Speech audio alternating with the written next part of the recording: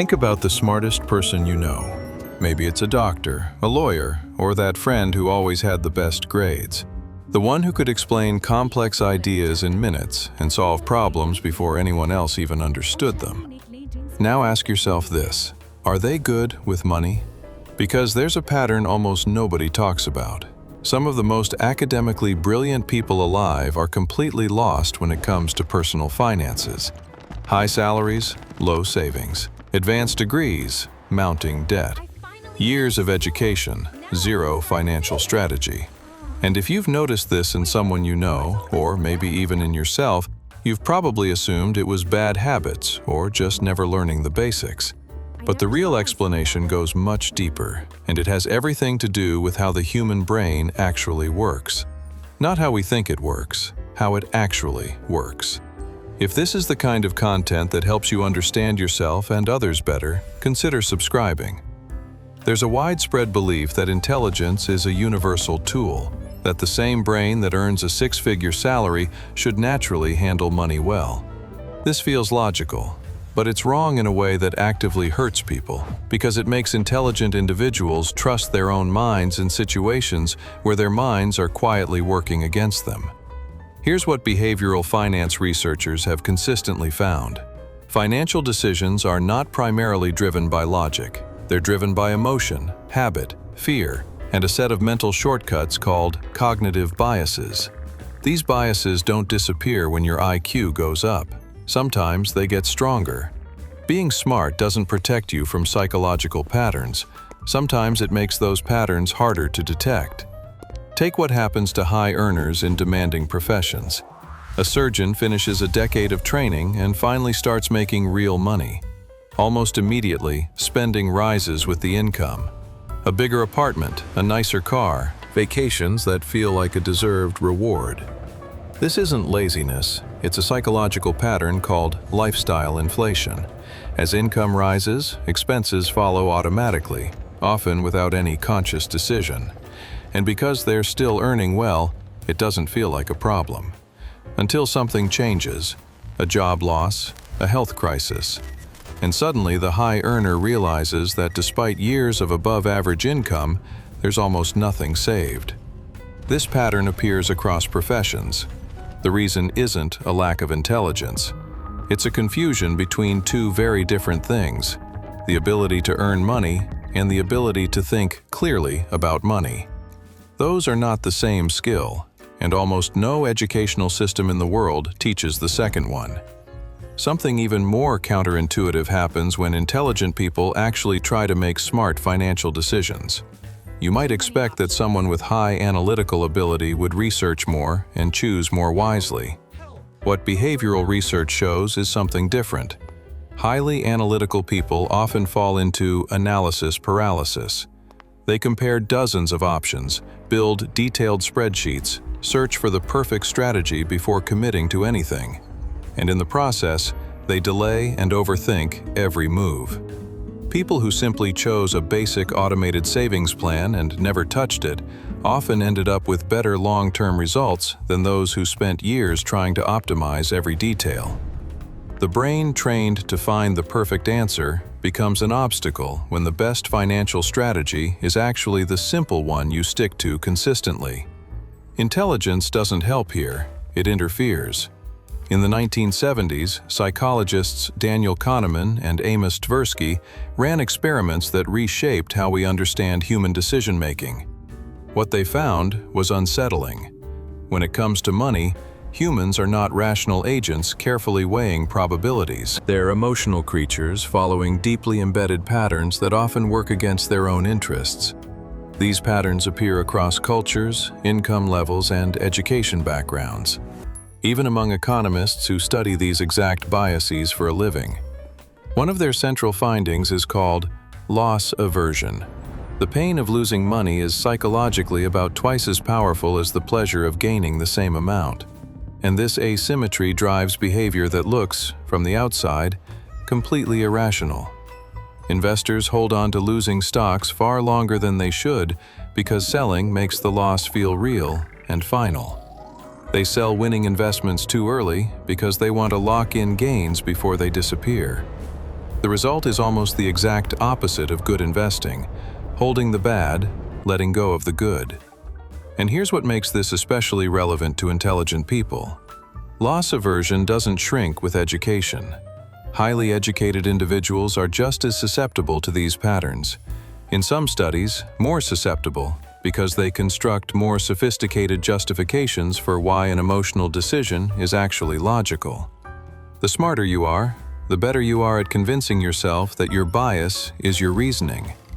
Right next to loss aversion sits another pattern equally destructive: the sunk cost fallacy. Once you've invested money or energy into something, you develop an attachment that starts influencing future decisions. Even when the rational move is clearly to stop, you continue because you can't emotionally accept that what you already put in is gone. Someone keeps a failing business running not because the numbers support it, but because they've already put everything into it.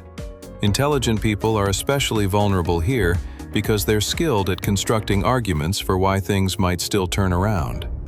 What looks like persistence is often just emotional resistance to accepting a loss. Then there's overconfidence.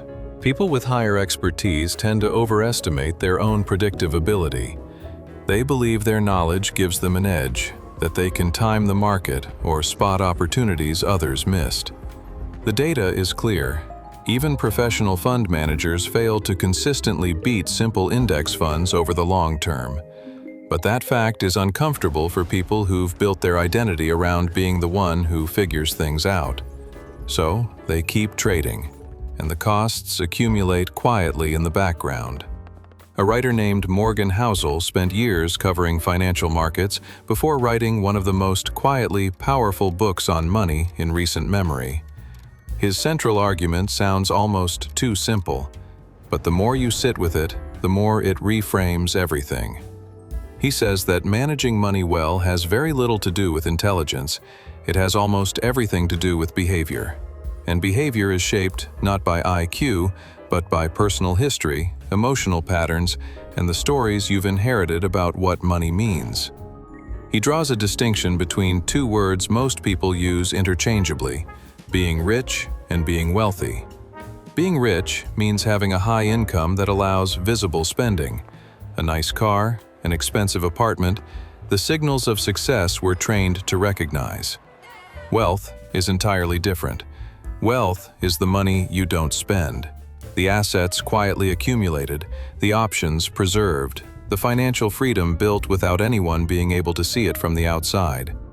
And here's the contradiction: we spend money to show others that we have it, which is, as Housel puts it, the fastest way to have less of it. He also points to something most people overlook when studying Warren Buffett. More than 96% of Buffett's wealth was accumulated after his 65th birthday. The vast majority of his fortune didn't come from being smarter than everyone else.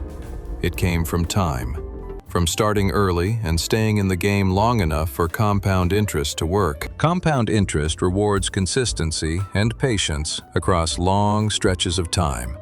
And the human brain is not naturally built for that. We feel the present far more intensely than the future. Holding a simple strategy and waiting feels wrong, even when it's exactly right. Housel also reframes how most people think about market volatility. Drops aren't a punishment for doing something wrong. They're a fee, the price of entry for accessing long-term returns.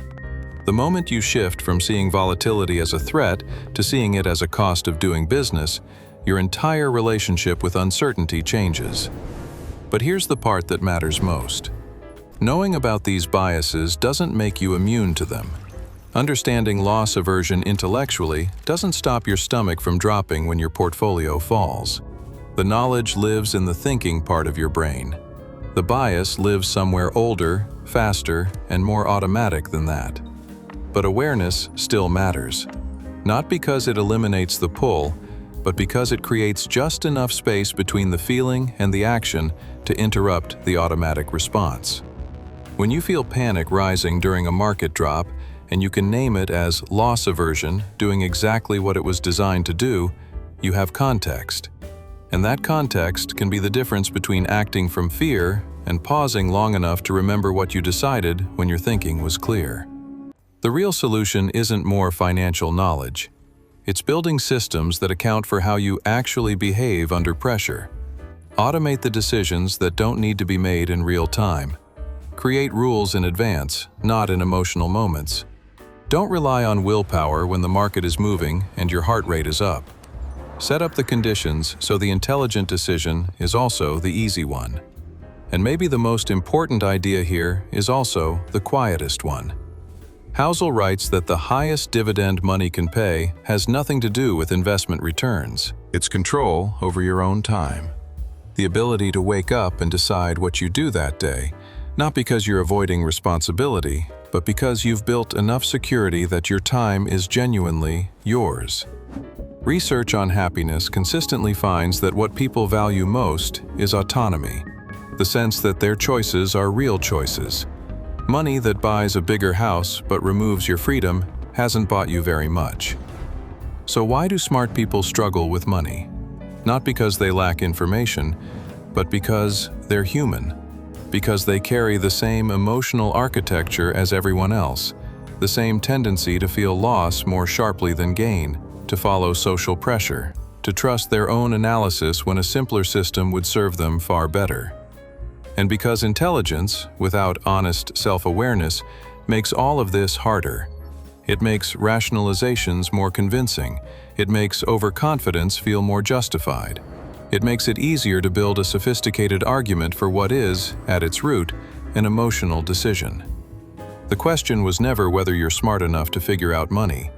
The question is whether you're honest enough about how your mind actually works to stop letting it get in the way. Getting rich and staying rich are two completely different skills. One requires boldness. The other requires humility, patience, and the willingness to let time do the work that intelligence alone never could.